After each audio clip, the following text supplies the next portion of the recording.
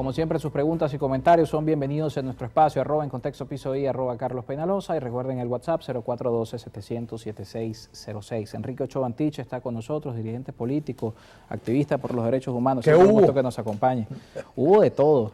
La semana ¿Qué pasada hubo estos días? Cuéntame. Hubo de todo la semana pasada, corrupción, denuncias que van y vienen, pero en el medio está el ciudadano esperando qué hacer, ¿no? Porque lo hemos conversado acá a lo largo de la semana pasada, que a donde ve al ciudadano lo que ve parece corrupción, ¿no? Porque quienes quieren cambiar al gobierno tienen también denuncias de corrupción, quienes están en el gobierno tienen denuncias de corrupción, y en el medio está la gente esperando que les aumenten el sueldo. Sí, la corrupción es un fenómeno, vamos a decir, humano. En todas partes se presenta. Yo te comentaba fuera de cámaras que alguna vez el Consejo Supremo Electoral de aquel entonces trajo a unos personajes, entre ellos a un gringo, para hablar sobre ese tema en unos foros que hizo. Y ese gringo dijo que lo que había que lograr era que la corrupción llegase a unos niveles socialmente tolerables, decía él. Como en general ocurre en algunos países, en América Latina. Claro, la corrupción es un mal de toda nuestra región. Pero en América Latina tenemos algunos orgullos. Uruguay, Chile, Costa Rica creo que están punteados en el mundo como países que han logrado reducir a la mínima expresión. El problema es cuando la cosa se convierte en un fenómeno estructural, ¿no? Y es tan grave, sobre todo en un país con tantos problemas económicos como el nuestro, es todavía más grotesco, más doloroso, más penoso, más vergonzoso que eso ocurra. Y por lo tanto debe haber una reacción de la nación, más allá de las pugnas políticas. Por eso es que yo siempre digo que respecto de todo esto que ha ocurrido, a mí me parece que lo primero siempre es decir que uno respalda ese operativo, como lo llaman, que por cierto no estoy muy seguro que en el castellano se use, porque creo que se usa operación. Pero bueno, ese operativo, lo primero es respaldarlo. La verdad a mí no me gusta mucho como yo a veces veo algunos sectores de la oposición que critican mucho al gobierno, seguramente con razón, porque no combate suficientemente la corrupción. Entonces cuando ocurren estos hechos empiezan, tú sabes, a buscarle 5 patas al gato, que esto hay una segunda, una tercera intención. Las luchas de poderes internas. Que hay luchas de poderes internos. Es posible factura, que además sea el resultado de una disputa política al interior. Bueno, bienvenida sea esa disputa, si es que por eso está ocurriendo esta investigación.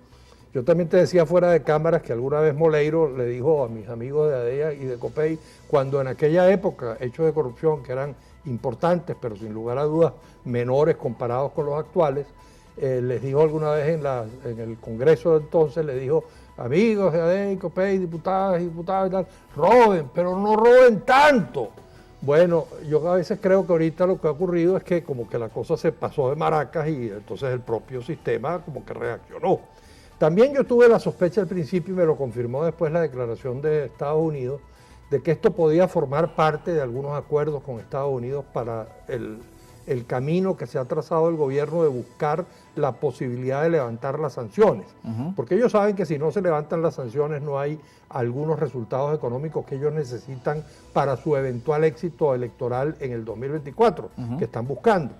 Y entonces, pero Estados Unidos ha desmentido que ellos tengan algo que ver con las denuncias de corrupción. Sí, bueno, puede ser que no haya tenido que ver directamente, pero reaccionaron de una manera positiva. Algunos dicen que sí, que hubo información por parte de Estados Unidos.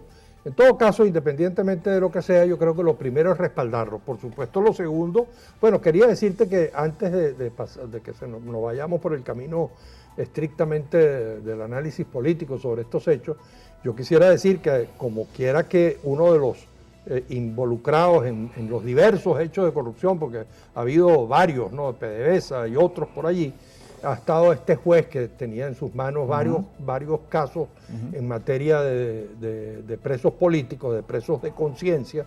Oye, yo lo primero que le pediría al gobierno es que ausculte, escrute con detalle estos casos y ojalá que se puedan indultar, porque estoy seguro que si se escrutan con detalle se va a conseguir que muchos de ellos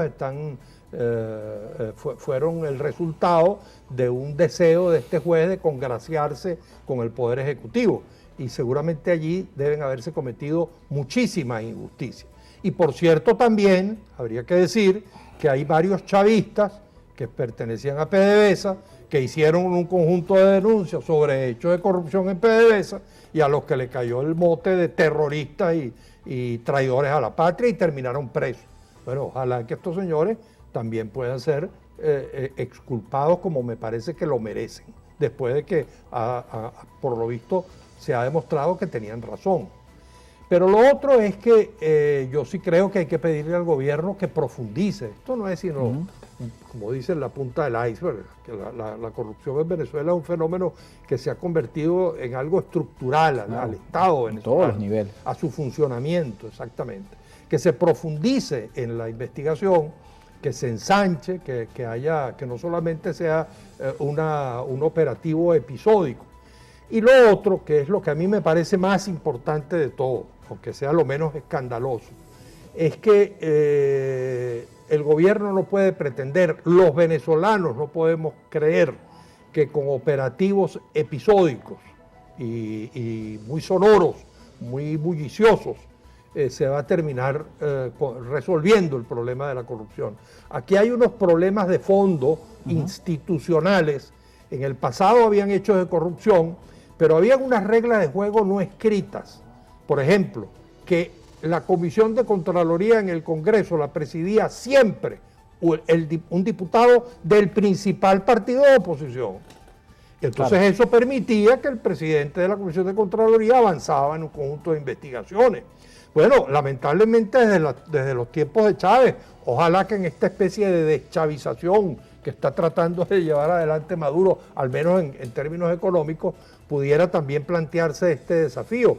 Desde los tiempos de Chávez se acabó una figura fundamental en la lucha contra la corrupción, que son las interpelaciones parlamentarias. Tú sabes que mi hermano fue ministro y él me contaba cómo los ministros tenían una interpelación, porque las interpelaciones eran a puertas abiertas, con presencia de los medios de comunicación, etcétera. Yo solamente recuerdo... Está entre las capacidades del Poder Legislativo. Exactamente. En un contexto como este se podría plantear. Una de sus facultades. Yo solamente recuerdo algunas interpelaciones que se hacían a puerta cerrada. Yo denuncié a los 3 últimos ministros de la defensa de cuando era diputado, de Luis Herrera, del gobierno de Luis Herrera. Bueno, y ellos pidieron, yo no estaba de acuerdo, pero ellos pidieron que las interpelaciones fueran a puerta cerrada porque se trataba de secretos de Estado, etcétera, y así se hizo. Pero, ¿qué te digo yo? Las denuncias contra Blanca Ibáñez. Bueno, Blanca Ibáñez tuvo que sentarse en ese sitio y ser interpelada por los diputados de la oposición con presencia de todos los medios de comunicación. Entonces, el gobierno no habla de control social. Bueno, esto es control social contra la corrupción. Entonces, me parece que ese es un tema fundamental, el tema institucional, por ejemplo, en el caso del Parlamento. ¿Qué pasa con la Contraloría, por ejemplo? Pero, por ejemplo, el caso de la Contraloría, es muy difícil. Yo te diría, quizás antes del detalle de la Contraloría, yo te diría que el principal hecho de corrupción, la principal corrupción en Venezuela es la figura del partido Estado, de la creencia de que el Estado y por lo tanto los recursos presupuestarios que son de todos los venezolanos le pertenecen a una parcialidad. Incluso yo te decía fuera de cámara que quizás hay algunos chavistas en el gobierno que creen que no están cometiendo hechos de corrupción y seguramente de pronto muchos de ellos no se meten los reales en el bolsillo, pero cometen un hecho de corrupción cuando ponen al servicio del partido la oficina, el espacio, las cámaras de un canal de televisión, cuando Diosdado, que siempre discutimos él en su programa y yo en las redes, pero siempre lo tienen por ahí. Siempre por ahí a veces me menciona. Bueno, cuando Diosdado lleva adelante ese programa de 2, 3, 4 horas al servicio de una determinada parcialidad política, pues está cometiendo un delito de peculado. Seguramente él pensará que él tiene derecho porque él es revolucionario y los revolucionarios representan al pueblo y los recursos del Estado son del pueblo y como ellos son el pueblo y son la patria, entonces podrían cometer este delito. Pero es un delito. Entonces, mientras esa idea del partido de Estado, yo siempre se lo escribo a mis Pero amigos. eso no pasaba con, nos toca hacer una pausa y lo hablamos al regreso. ¿Cómo no? En los tiempos de Adey Copey eso no pasaba. No pasaba Es decir, tanto, pasaba un poquito, pero no tanto. vamos a conversarlo luego de la pausa con nuestro invitado Enrique Ochoa Antich y también leemos sus comentarios en las redes sociales. Recuerden nuestro Twitter, @encontextopisoy, @Carlos Penalosa y el WhatsApp 0412-700-7606. Varios comentarios por acá ya para que nuestro invitado responda en la siguiente parte.